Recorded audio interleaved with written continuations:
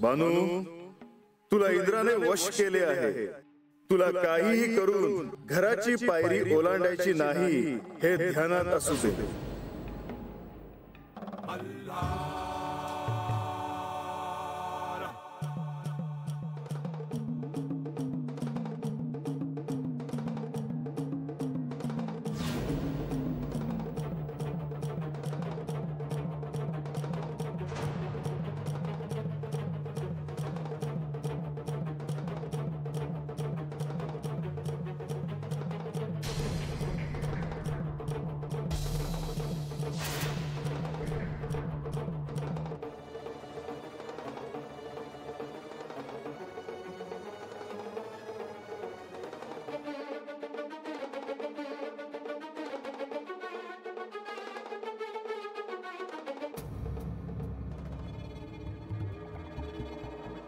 लक्ष्मी देवी असं का म्हणाल्या की इंद्रदेवांचा विचार डोक्यातून काढून टाका म्हणून?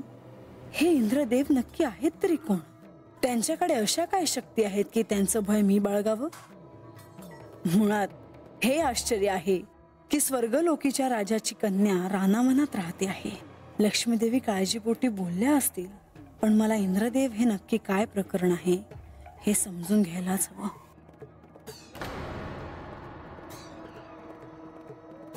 त्या मुलीकडे नक्कीच अशी कोणती तरी शक्ती आहे जी माझ्या शक्तीवर मात करते. कोणती तरी शक्ती तिचं संरक्षण करते. पण देवांच्या या राजाच्या शक्तीवर मात करणारी अशी कोणती शक्ती आहे? ती जर माझ्या शक्तीमुळे घराबाहेर पडत नसेल तर मला कुणाचा तरी आधार घेऊन तिला घराबाहेर काढावंच लागेल. पण कुणाचा? कुणीतरी अशी व्यक्ती शोधायला हवी जी तिला घराबाहेर काढू शकेल.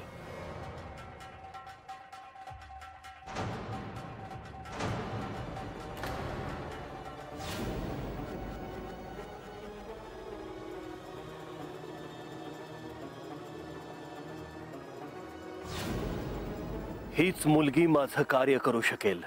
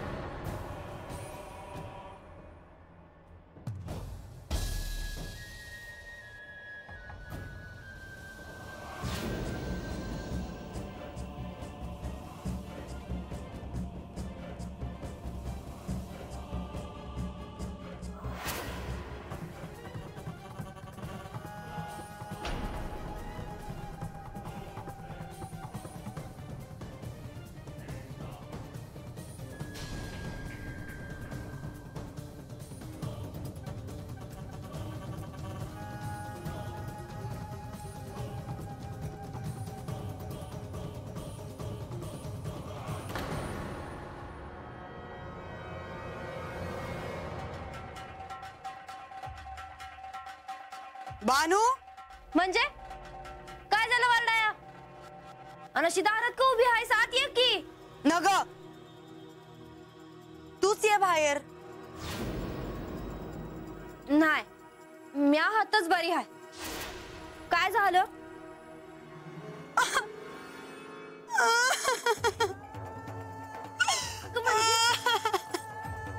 म्हणजे काय झालं? बोल ना. आता काय सांगू म्या? तू बाहेर यायला तयारच नाहीस. अगं, तू आता काम करत बसली आहेस आणि आजा रानात चक्कर येऊन पडला आहे. अगं काय बोलतेस? म्हणजे उगा कशाला काय बाय सांगू वय म्या? कुठं आहे बा? म्हणजे म्हणजे अगं काय होतंय तुला? म्हणजे पाणी आणू का? मला चक्कर येते.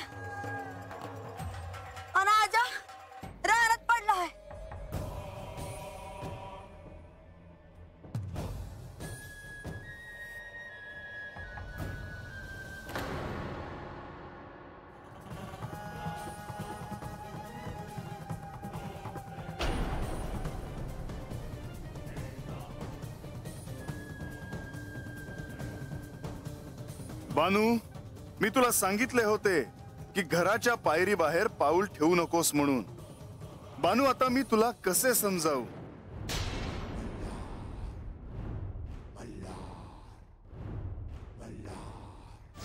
म्हाळसा, तू हे योग्य केले नाहीस.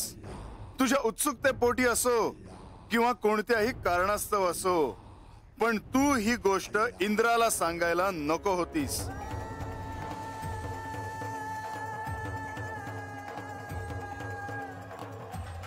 मी श्री म्हाळसा देवींना आपला निरोप दिला आहे. त्या इथे कधीही येतील. पण हे कसलं हळदी कुंकू आहे म्हणालात तुम्ही? हे अन्नपूर्णा देवीचं चैत्र गौरीतलं हळदी कुंकू आहे. जेजुरीत आणि सर्वत्र हे हळदी कुंकू आनंदाने साजरं केलं जातं. आणि हे हळदी कुंकू कुणी कुणी करायचं असतं? हे सगळ्यांसाठी आहे. यात कोणताही भेदभाव केला जात नाही.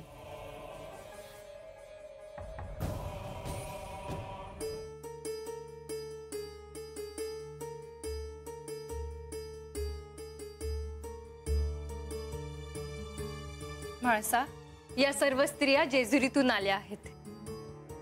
आमची अशी इच्छा आहे की या वेळेस चैत्र गौरीचं हळदी कुंकू जेजुरी गडावर व्हावं. या स्त्रियांना काय सांगू मी? हळदी कुंकू हे सौभाग्याचे प्रतीक आहे. माझे सौभाग्य माझ्या जवळ नसताना कसले हळदी कुंकू? या समारंभात तुम्ही असावं अशी आमची इच्छा आहे. तुम्ही नाही म्हणू नका. तुमच्या इच्छेचा मान राखून मी या हळदी कुंकवाच्या समारंभाला होकार देते आहे. तुमच्या सोबत हे हळदी कुंकू करताना आम्हाला खूप आनंद होईल. येतो आम्ही. अशात जाऊ नका. लतिका, सगळ्यांचं यथायोग्य स्वागत करून यांची पायथ्यापर्यंत जाण्याची व्यवस्था कर. हो.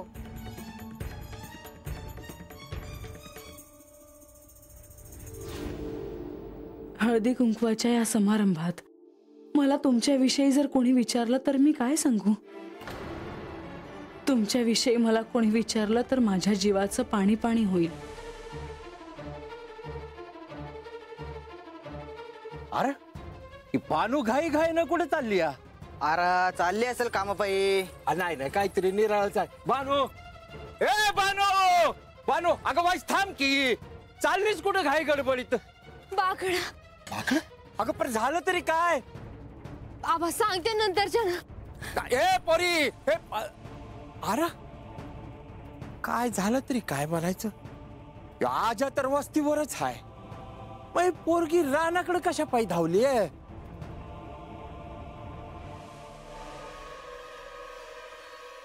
म्हणजे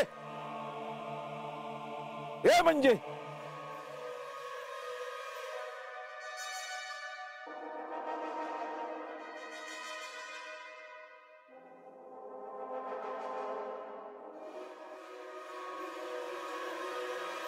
हे म्हणजे अगं काय झालं? चक्कर आली होती बघ मला. हे घे, पाणी घे. घे. बानू, ए बानू,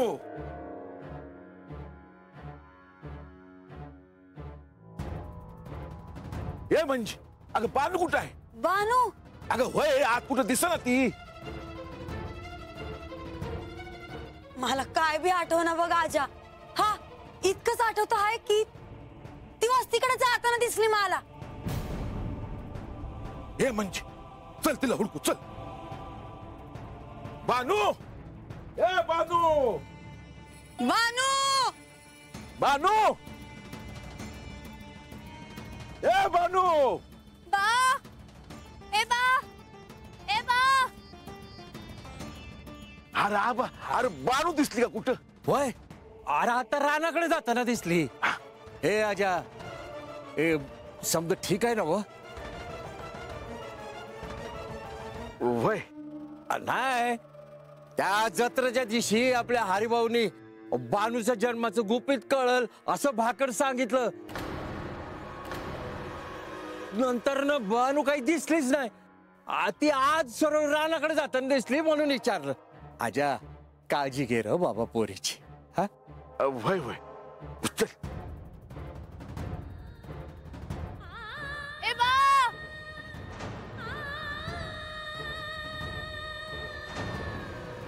ए बानू बानू ए बानू काय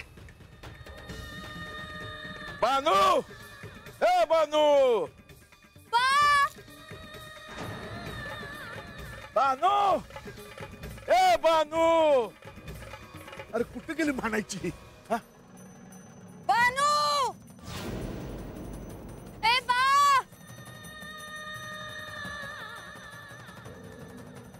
अरे बा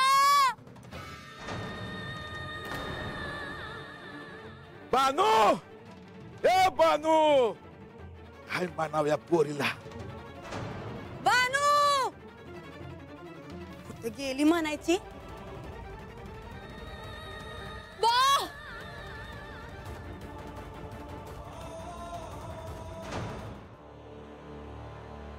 इंद्राच्या शक्तीमुळे बानू त्याच्याकडे खेचली जात आहे. एकदा का ती त्याच्या समोर आली की इंद्र निश्चितच तिला मृत्यू देणार. मला हे थांबवावं लागेल, नाहीतर शिवलीलेतील ह्या अध्यायाला अवेळीच समाप्त व्हावं लागेल. बानू आता इंद्राकडे पोहोचण्याआधी मलाच इंद्राला आता समज देणे भाग आहे, आणि तेही त्याला थेट न कळता.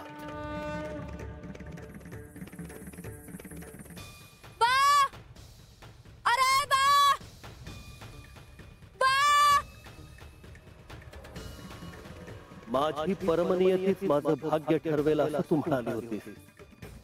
तुला आठवत नसेल, पण मला आठवतं. त्यावेळी तू मृत्यूला हुलकावणी दिलीस. जर नारद मुनींकरवी म्हाळसादेवींनी मला हे सत्य सांगितलं नसतं तर अजूनही तू मेली आहेस याच भ्रमात मी राहिलो असतो. पण आता ते शक्य नाही. तुझा मृत्यू होणार हे मी निश्चित केलं असताना तू जिवंत राहू शकत नाही. तुझा मृत्यू अटळ आहे, अटळ.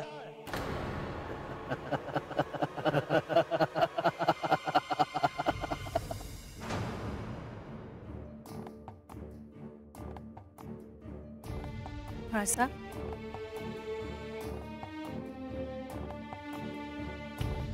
लतिका, संध्याकाळी जो हळदी कुंकवाचा समारंभ आहे त्याची सगळी पूर्वतयारी करा.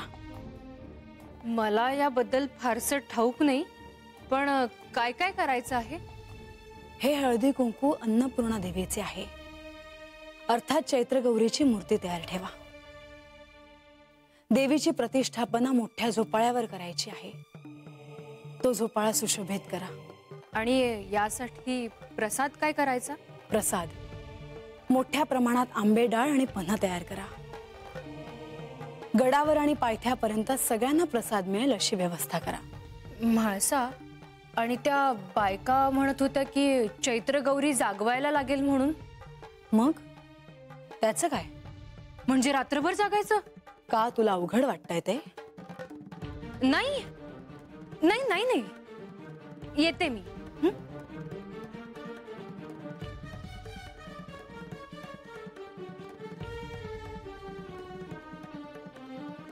चैत्रगौरीला जागवायचं हे निमित्त आहे. एरवी मी रात्र रात्र जागी असते. माझे दुःख तुम्हाला काय ठाऊक.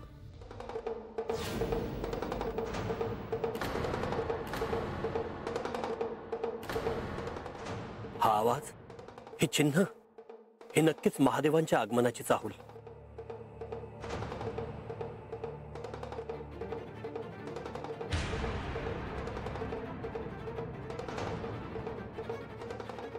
महादेवांच्या आगमनाची चाहूल मला लागत असताना हा कोण वृद्ध मनुष्य या निर्जन ठिकाणी येतोय?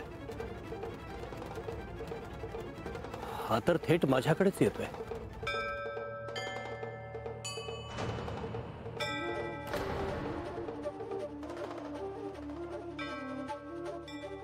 कोण आहे?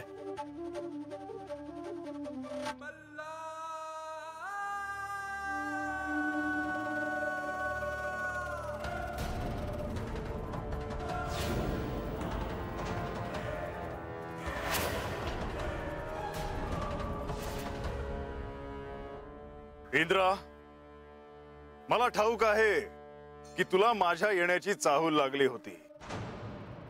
परंतु तू स्वतःच्या अहंकारात इतका बुडाला आहेस की तुला माझे अस्तित्व जाणवतही नाही. प्रत्यक्ष महादेव या भूतलावर, या चंदनपुरीत. इंद्रा, या क्षणी मी तुला सावध करायला आलो आहे.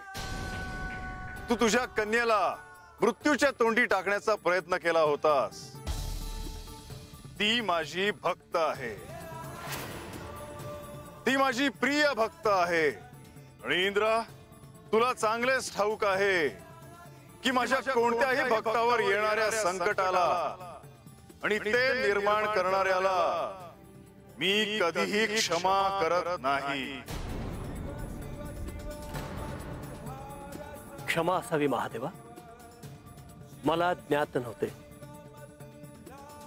आणि भविष्यात आपली आणि माझी कधी अशी भेट होईल याची मी कल्पनाही केली नव्हती.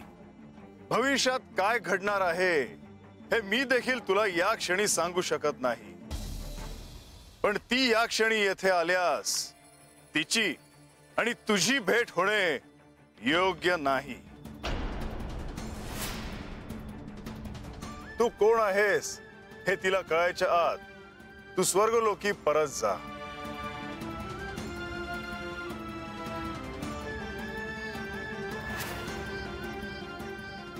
आता बानूला ह्यातून सावरणं अत्यंत आवश्यक आहे. तिच्या मनावर इंद्राच्या शक्तीचा खोल परिणाम झाला असल्याने तिला सावरणे देखील सहज सोपे कार्य नाही. बानूबाई, म्हातार बाबा, अरे म्हातार बाबा, बरं झालं भेटला. अरे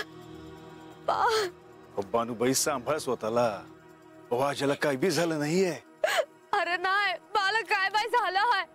अरे रानात कुठेतरी चक्कर येऊन पडला आहे तो. मला त्याला हुडकायचं हवं. बानूबाई, ऐका माझं. वाजाला काय बी झालं नाही. तुला काय पिठाव नाही र बानूबाई, ऐका की माझा मानवर या. बानूबाई, वाजाला काय बी झालं नाही. ओ बानूबाई, तो पत्र मी त्याला बघत नाही. तो पत्र माझ्या जीवात जीवच येणार नाही. पण मी सांगतो ना, तू मस्ती घे. आजाला काय बी झालं नाही. बानू, ए बानू, बानू,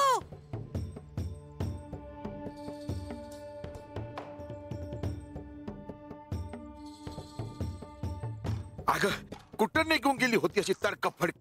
कुठे कुठं शोधलं नाही मी तुला. बा, तू बरा आहेस ना?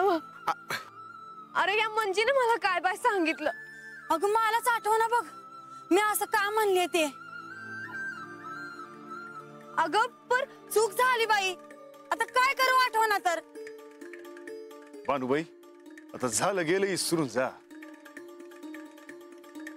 कुणी काय बाय वंगाळ केलं ना ते आता संपलं आहे. आता जे काय झालं त्याच्यावर विचार करत बसू नकासा. हा आजा, अरे बानूबाईच घेऊन मोर जा. मी आलोच. चल ग, चल बाल, चल. अरे भाई भाई,